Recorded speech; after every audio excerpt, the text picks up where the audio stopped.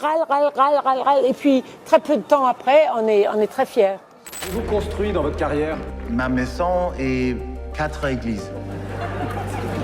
Le président veut que nous inaugurions en même temps que le bicentenaire, ce qui nous force à aller vite. Alors allons vite et faisons bien. Pas du tout. Je ne suis pas non plus très éduquée dans l'architecture. J'étais à Paris dans les années 80. J'ai vécu apparaître le Beaubourg, les pyramides et ça. Et c'est marrant. Les réactions sont non mais qu'est-ce qui va se passer avec Paris? Qu'est-ce que ça va nous faire? On râle. Et puis très peu de temps après, on est très fiers.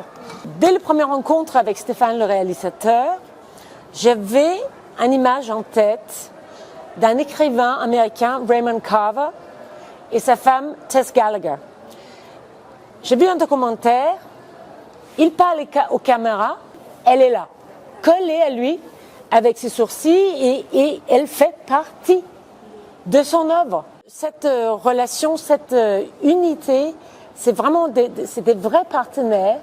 Et j'ai vu dans l'écriture, dans le scénario, que c'était un peu ça que Stéphane voulait. Donc, je trouve que c'est une relation intéressante. J'ai vu la bureaucratie, par exemple, on arrive en France, il faut avoir une adresse, une location et un travail pour avoir une banque.